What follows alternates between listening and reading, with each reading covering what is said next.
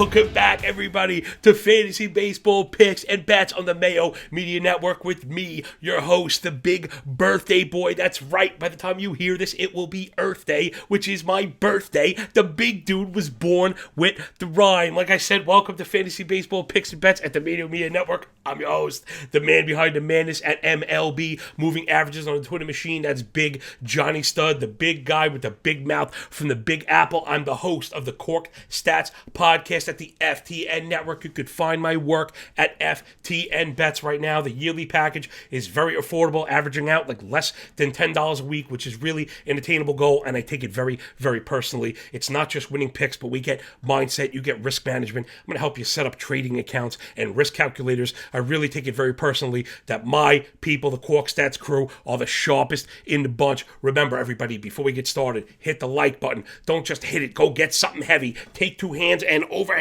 smash the like button and subscribe to the Mayo Media Network. Get inside the comments and tell Big Pat, the boss man, how good of a job I'm doing. And you got to keep bringing me back because everybody just keeps having so much fun and making so much money. And that just ain't talk. Somebody showed me a $40,000 winner, and man, was I shaking in my chair, loving every bit of that. This show is brought to you by Prize Picks. Everybody, the link is going to be in the description. You got to sign up with the promo code MMN. MLB, Mayo Media Network, Major League Baseball. You get 100% match on deposit, and I think that's really, really a great way to get started. You know, we could feel a little trepidatious, maybe be a little scared about starting something new, but they're going to give you the kind of money to get started, which I like. You know, you just kind of fund it and get going right away. Also, one more thing, I like that we can play together. DFS, which I do love, we have to play against each other, particularly for the million. When it comes to something like Prize Picks, we get to pool information, root together, and play against the house. Anybody that's not familiar, it's basically daily fantasy baseball, but you're trying to parlay individual players meeting over or unders on, you know, certain point levels. I generally go over.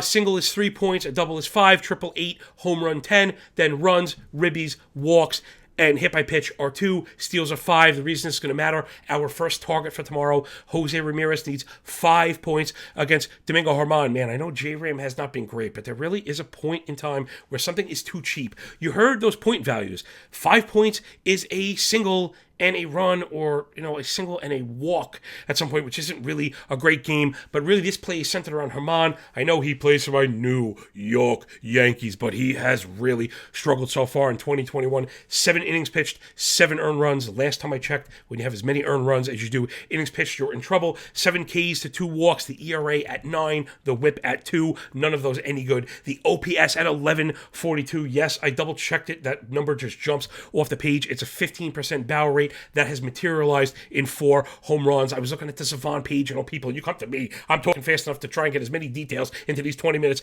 as I can. The sinker and the curve are getting hung. Man, they each have a 600 WOBA against. That is just really, really bad. So like I said, there is a point where someone is too cheap. I think J-Ram, you know, he has the historically good contact metrics, and the ballpark, the surrounding environment is going to be great in New York. So I really think we get that. We might get that in the first inning. Let's go to the second play. It's Colin Moran and that big old beard. Loving that. He's going up against the walking earned run, Jose Urania. This one is really a bit of a mix. Moran's been really hot. Last 7, batting average at 300, 2 doubles, 2 bombs, 6 ribbies, OPS at 1,000. Again, you'll notice I kind of mentioned the same metrics. That is an attack metric for us. He's a 435 WOBA in that span. That is excellent. And Urania, man, we can go all the way back to 2019. It's a 5 ERA. It's a 1.5 whip. It's a 10% walk rate, 40% hard hit rate. Again, all the things we look for. His OPS allowed is over 800, and his WOBA against is over 340. All those things that we want to attack. So I'm telling you, you take J-Ram, you take Moran. Moran needs 7 points. By the way, you're going to pack them both up. I wouldn't be surprised if 45 minutes into the day, we are walking to the window getting ready to count some paper. And it's time for the next section here, the daily fantasy recap. I'm going to take you around the league for news and notes. You know, injuries are happening fast, and it can be hard to kind of keep up with everything. But then on top of it, we need to be able to filter that information and find out maybe what's actionable, and then even more so, what kind of subsequent and actionable moves are there afterwards. So let's do our best to get right through it. You know, the big guy, number 1 fantasy pick overall, Ronald Acuna, left the game the other day, and like a million voices suddenly went silent, and we were all really scared. But It turns out it's like a minor abdomen thing. I'm hearing day to day. He hit off a tee. He did some other baseball activities on Wednesday. He won't be available off the bench, but with it being cold in New York, it sounds like he'll be in for Friday, so that's really good news. And when Acuna says he's all right, it's all systems go for that guy. I guess if you want, you could fade him one day in DFS, but I wouldn't be surprised if he comes out and hits a leadoff homer.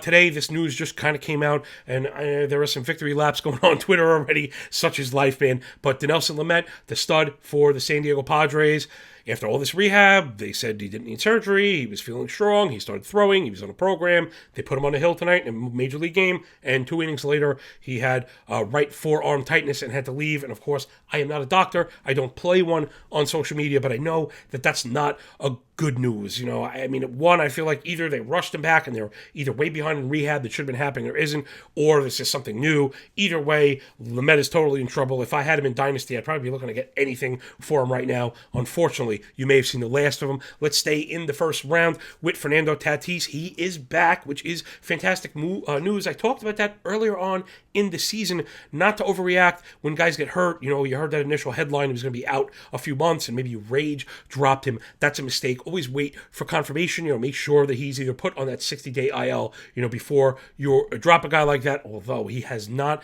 been good. And I am the type of player to bench these guys. I don't mind waiting for him to show me first. You know, we can go Missouri on this guy. You got to show me first, pal, because it's been 2 for 19 with a 1 home run and a 40% strikeout rate since he came back. That is not viable regardless of the name on the back of his jersey, something that really tends to mislead us rather than lead us. Let's keep going on. We're going to LA with the Angels and Anthony Rendon. Good news for him with the groin. He's said he's really, really close to returning. He won't be coming right off on Wednesday, but it looks like he'll be back for the weekend, which is tremendous news again. I think they were getting him back to 100%. He's a professional hitter. I think it's all systems go for Rendon. If you are an NFBC high-stakes player, I think you definitely start him on Friday. I'm not even really thinking about it. Then we're off to the dirty for the Braves. Got a little bit of good news and a little bit of bad news. I guess, man, 2021, that's not that bad of a dealt hand. So Drew Smyly, the starting pitcher who had been really effective last year, had a lot of antennas kind of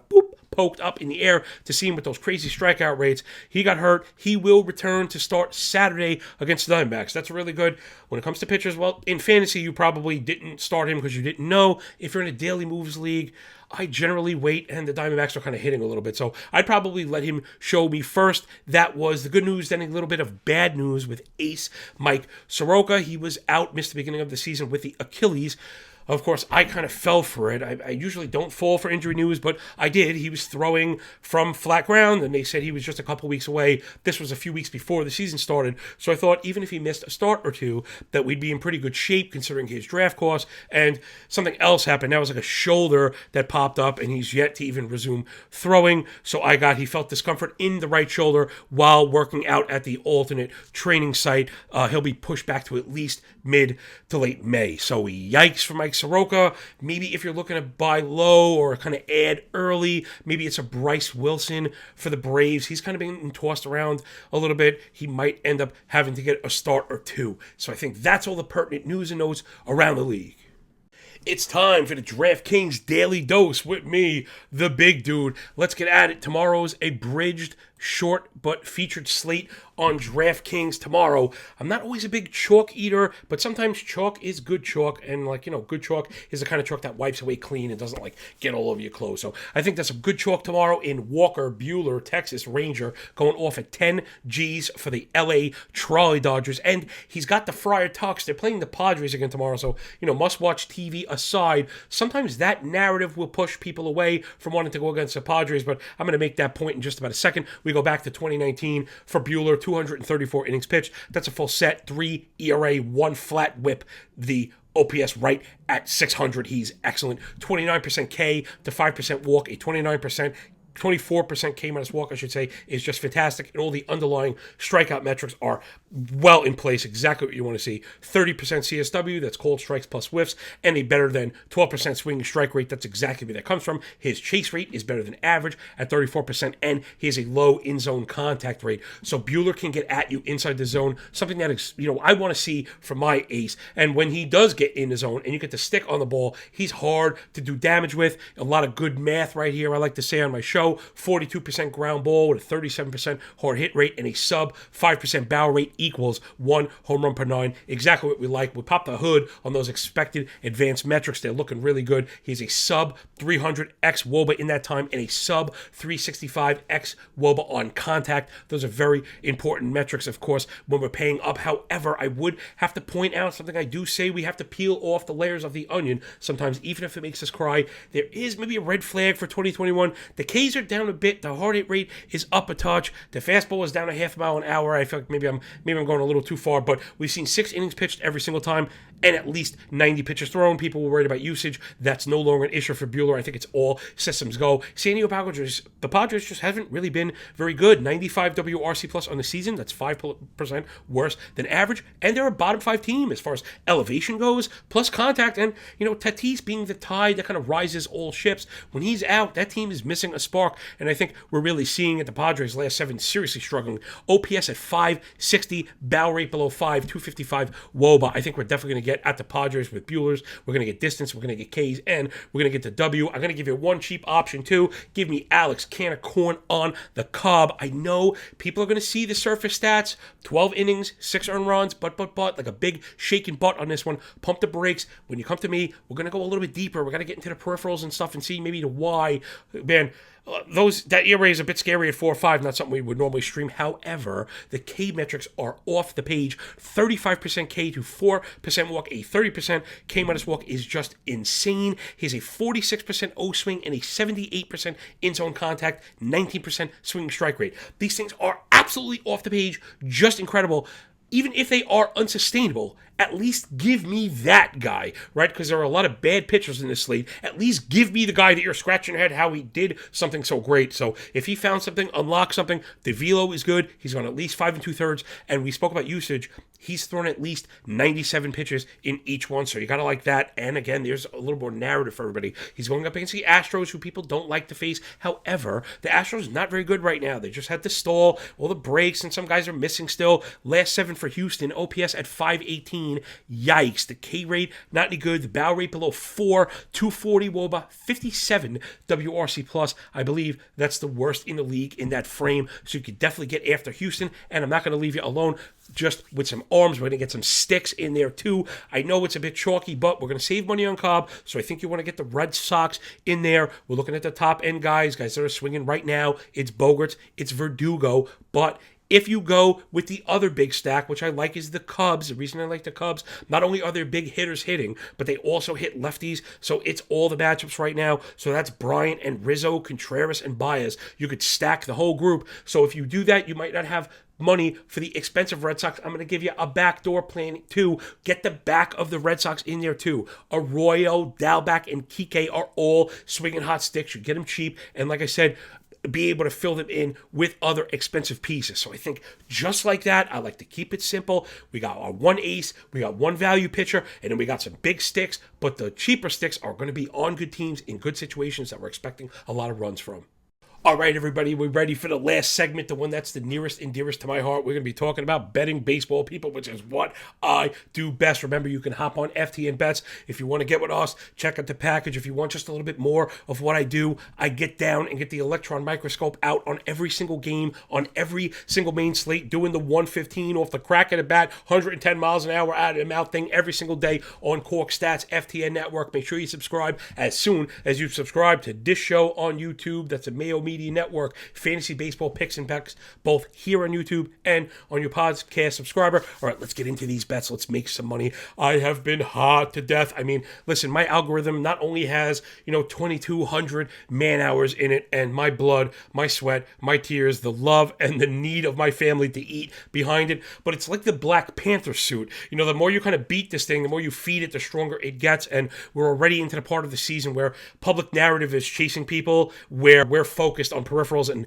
starting to make a lot of money. We just had another clean sweep today. We're doing really great. I'm loving the feedback. And listen, we're having fun doing it and people are learning. I mean, I don't know, how could you get any better? Let's get down and do some of this thing that we do so very well with the big dude, man. Sometimes it's very intuitive, people. And I see Seattle, I see Boston, I see Justin Dun, and I see Nick Pavetta. I smell gasoline cans and they're leaking, and I think there's a burning match over there. Listen, sometimes it's that simple. We have two really good offenses, we have two really bad pitchers, and we have a really good hitting environment. Listen, you just smash that over. However, I would like to add one caveat. If you have the ability to, I would make this an F5 play. Again, when you come to me, it's context, and I would never leave you with as simple as pitching bad, hitting good, If you can get the F5, you want to eliminate the bullpens. Both of these bullpens have been very good. However, that being said, I think we go over the 9.5 runs, easily. I think we might go over that before the F5 is done. But I do just like to give everybody that context, so I think you could smash that one pretty easily. Then let's see. Next up, okay, I was looking at the board, and this is something I suggest to people who are getting into betting or into handicapping. Do your analysis first. Do your work. Get the confidence behind it. Then get ready to take your action, and one of those things being to shop the board. The reason I say this is, if you look at the board and the prices, before you do your analysis, I almost feel like it's impossible to not have that skew it. So I don't look at the board before I do my analysis, and I thought that the Angels going to be a favorite tomorrow over Houston. Houston's offense, we talked about before, they're not very good. They're really, really struggling, and the Angels are doing it all. They're hitting and just doing everything. They're pitching, but they're an underdog. There's that public narrative, so I think you can get the LA run line. Or let me give you another little hint here, people. I don't mind, I'm not opposed to taking the plus 1.5, that run line where you can cash a bet and lose the game. The problem with that, of course, is the juice, something I am allergic to. But, one more big shaking butt before we get out of here. What you can do with something like that. Now, I'm not the type to recommend parlays with crazy odds. And to me, that's not how you win. I win by grinding out profits, being in a strong probabilistic scenario. However, that being said, you can pair two favorites and get better than even money, and I have something for you right there. So I'm liking LA Angels with the plus 1.5. You'll get that as a heavy dog, but I think then you could pair that with the Dodgers money line, and now you don't have to worry about it if the Angels don't take care of business. I think if they lose, it'll be close and be by one. Plus, they may win, and I think the Dodgers probably run away with it. So there's a little bit on, just maybe a different approach. Not everybody always goes after the money lines, because especially today's day and age, the bullpens are so wonky, and these extra inning rules, which is the very last thing that I wanted to get to, people. Notice that I did say I was taking or recommending an over, I should say. Something you won't hear me do at all this season in a 9-inning game is recommend an under. Okay, unders are now done for. If you want an under, you take it first 5, and you bet on the pitching, the starting pitching, I should say, doing its thing. You cannot bet on 9-inning unders anymore because of the extra inning rules. I mean, if you've been under a rock and you don't know, in the 10th, you start with a man on second base. And, you don't need to be a baseball pro to know that could score a run without a hit. So, in theory, you could have teams just trading off runs, blowing up that total. So, where I'm not a big over guy, the new rules are making me a bit of a full game over guy, right? So, I want my overs to be 9 innings. I want my unders to be 5 innings. So, there's like a little something, like I said, it's not just the who. I don't just like to say, here is fish, eat fish today. Sometimes for me, it's more than I'll teach you to fish, you could fish tomorrow. I teach you to fish to the point that you could teach someone else to fish. And that just kind of builds out. You end up with a butterfly effect and a culture of fishermen, something that you'll hear me say again on the Corked Stats podcast. I hope to see you soon. Tomorrow will be on YouTube Live. Tuesday and Thursday, Corked Stats is on YouTube. Every other day, it's on the FTA Network podcast. So, people, I think that's it. From the big guy with the big mouth, from the big apple, like I said, rate, review, and subscribe to MMN. Props to Patty Mayo. If you're not following him on Twitter, you're doing at least one thing wrong. And listen, get in the comments and tell him what we're doing right. And then, come tomorrow or the next day, I want to see those winning tickets, because this information should not be free, but it is. So turn that into some money, everybody. Remember, very last lesson.